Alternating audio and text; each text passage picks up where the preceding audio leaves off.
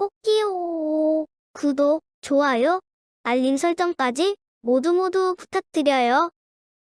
안녕하세요. 치킨스타TV입니다. 오늘은 어닝 시즌과 그 중요성에 대한 이야기를 해보겠습니다. 자, 1년에 4개의 분기가 있으니까 4번 회사들이 영업 상황, 이른바 성적 발표를 하는 시기가 있었습니다. 1분기 같은 경우에는 5월 15일까지가 공시 기한이었죠. 요번에는 주말이어서 이런 경우에는 이제 월요일까지 발표가 될 예정입니다. 투자를 하신 입장에서는 일단 여러분들이 5월 15일까지가 실적 시즌이었다는 걸 인지하고 계셨는지가 중요하고, 그 다음에는 내가 보유하고 있는 기업들의 실적이 잘 나왔는지 안 나왔는지 확인해야 되며, 그 다음 수순으로 혹시나 경쟁사들이 먼저 실적 발표를 했다면은 그걸 통해서 짐작을 했어야 됩니다. 사실 유독 한국에서는 여전히 실적이 잘 나온다고 주가가 가냐, 그런 거 공부하면 다 부자 되겠다, 그런 건 이미 다 킹 반영, 선 반영 된 거야, 이런 분들이 많아요. 물론 고시된 지 시간이 좀 지난 과거의 재무제표는 분명히 그런 부분이 있습니다. 한 10년 전쯤에 투자를 할 때에는 실제로 실적이 바로 나왔어도 한참 뒤에 반하는 경우도 꽤 있었는데, 이게 시간이 지날수록 인터넷이 발달하고 워낙 재빠르게 움직이는 분들이 많고 퍼나르다 보니까 점점 그런 기회는 사라지는 추이로 바뀌어 가고는 있죠. 그래서 우리는 그걸 미리 추정을 해야 되는 겁니다. 실적을 보고하는 투자는 예전보다 의미가 퇴색되었기 때문에 다양한 방식으로 업황과 분위기를 파악을 해가지고 정보를 취합했을 때 미리 상황을 파악할 수가 있게 되죠. 그 중요성에 대해서는 제가 누누이 매번 말씀드리고 있습니다. 그 경우에는 적어도 동행을 하는 셈이 되겠죠. 당연히 내가 잘 추정을 해야 되는 거고요. 시간과 정성을 많이 쓸수록 정교해질 거고, 그 추정에 대한 확신이 높을수록 더 보유할 수 있는 비중이나 기간이 길어질 수 있는 원동력이 되겠죠. 그리고 실제로 실적이 내가 추정한 수준 혹은 그 이상으로 잘 나오게 되면은 뒤늦게라도 주가가 분명히 반응을 할 거라고 여러 번 말씀드린 바가 있습니다. 자, 그런데 1분기 실적 시즌은 유독 좀 스페셜한 부분이 있습니다. 그 이유에 대해서 말씀을 드리자면, 우선 한 해의 첫 실적 발표가 이루어지는 시기라는 겁니다. 작년 4분기 실적 같은 경우에는 3월 30일까지 발표가 되었는데, 그때는 연초니까 이미 지나간 4분기에는 별 관심이 없어요. 한 해의 전망에 더 관심이 많죠.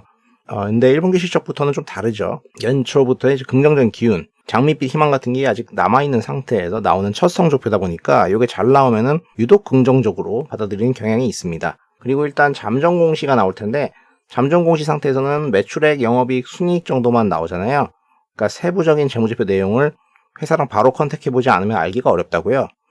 공시가 나고 나서 바로 컨택 같은 것도 잘 안 되고 탐방도 시간이 걸리죠. 그러면은 일단은 곱하기 4를 해가지고 야매로 퍼를 산출하는 경우가 종종 있습니다. 물론 그러면 안 되죠. 각 산업 같은 경우에 계절성 같은 게 있을 수 있으니까요. 근데 그렇게 해버리면은 연초부터의 좋은 분위기에다가 곱하기 4로 산출된 아주 낮은 퍼가 그 회사의 주식을 메리트 있게 포장하면서 주가가 유독 강세를 보이는 경우가 종종 있습니다. 그러다가 나중에 꺾이는 것 같으면 아님 말고 튀는 경우도 다반사죠.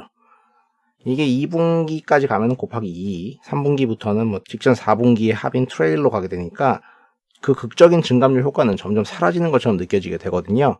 그러다 보니까 1분기가 더 드라마틱한 결과로 이어지는 경우가 있습니다.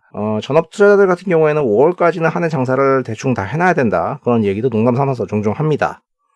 자, 그럼 실제 사례를 몇 개 보면서 확인해 보도록 하죠.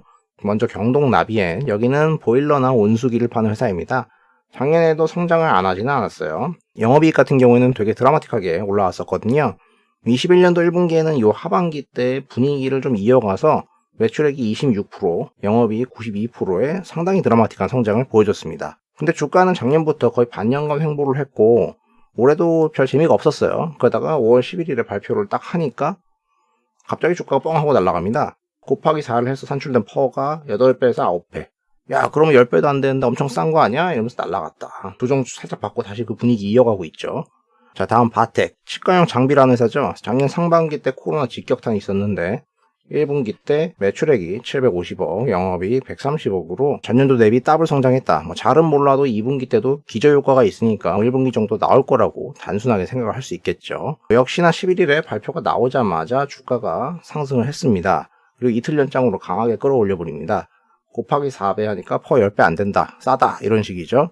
다음 인바디, 체지방 측정기계 만드는 회사죠. 작년에 안 좋았던 부분이 있었지만 올해 1분기 때 330억에 영업이익 102억으로 역시 똑같이 잘 나왔습니다. 2분기에 전년도 대비 기저효과 있을 것이고요. 매출액 분기당 300억씩 해줄 거라고 생각을 하겠죠.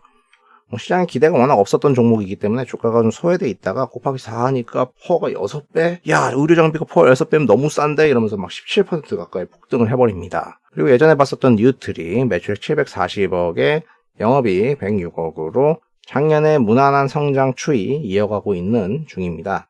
예전에 제가 영상에서 건기식 중에서 뉴트리가 제일 싸지 않냐 이런 이야기를 했었는데 실적 발표 당시에는 좀 시큰둥한 반응이었어요. 근데 뒤늦게 바로 반응이 나오죠. 뭐 10배 아니냐, 아직도 업이 있다, 뭐 이런 인식을 하는 것 같습니다. 자, 이런 식으로 어닝이 잘 나왔을 때 주가가 강하게 반응하는 로직과 경우를 살펴봤는데요. 이게 꼭 당일날 반응하고 이러지는 않았어요. 하루 이틀 차이를 두고 움직이기도 했다. 하지만 중요한 거는 반응을 했다는 것이고요. 꼭 그렇지는 않잖아요. 이런 분들이 있겠죠. 예, 뭐 종종 한 분기 뭐 그 이상도 그냥 방치되는 경우도 있습니다. 그리고 뒤늦게 시장에서 호들갑을 떨면서 뭐 한꺼번에 다 반영해서 올라가기도 하는데요. 그 특정 종목이 시장의 주목을 언제 받을지는 알 수가 없으니까 분산 투자를 해가지고 기간을 두고 지켜보는 것이죠. 그리고 야, 내 거는 실적 발표하니까 오히려 빠지더라, 이런 건 다 반영돼 있는 거라고 하시는 분들도 계실 텐데요. 예, 어닝 서프라이즈가 나는 게 중요합니다. 일단 서프라이즈가 나려면은 기존에 주목이 없어야 되겠죠. 이미 동네방네 막 초딩까지 다 아는 호실적으로 간다? 그런 경우는 쉽지가 않습니다. 이건 너무 나이브한 생각이겠죠. 발표 전에 주가가 이미 상당수 이렇게 올라 있다면은 반영되고 있을 가능성이 더 높다는 겁니다. 반면 시장에서 전혀 관심이 없던 회사들, 애널 레포트도 없고 이런 회사들은 실적이 잘 나오면 갑자기 뭐야 이런 좋은 회사가 있었어? 이러면서 급격한 주목을 받게 됩니다. 요거를 구분하는 것도 되게 중요하다고 할 수 있겠습니다. 자, 이상으로 어닝 시즌, 특히나 1분기의 중요성에 대해서 확인을 해봤는데요. 현재 2분기가 한 절반 정도 지나가는 시점이거든요. 여기 영업 윤곽을 파악을 하셔가지고 나머지 2분기 어닝 시즌도 이제 준비를 해야 되는 구간입니다. 각자 잘 준비하셔가지고 투자에 좋은 결과 있으시길 바라겠습니다. 뭐 이미 선수들 같은 경우에는 2분기 실적 같은 경우도 다 파악을 했거나 하고 있을 겁니다. 현재 마침 주말인데요. 이 주말 하루 이틀 동안에 누가 더 열심히 보느냐에 따라서 한 해의 수익률이 바뀔 수도 있는 것이죠. 예전에 훌륭하신 뭐 매니저분께서 말씀하셨듯이 투자의 세계에 불로소득은 없습니다. 자, 영상이 도움되셨다면 구독과 좋아요를 부탁드리고요. 시청해주셔서 감사합니다.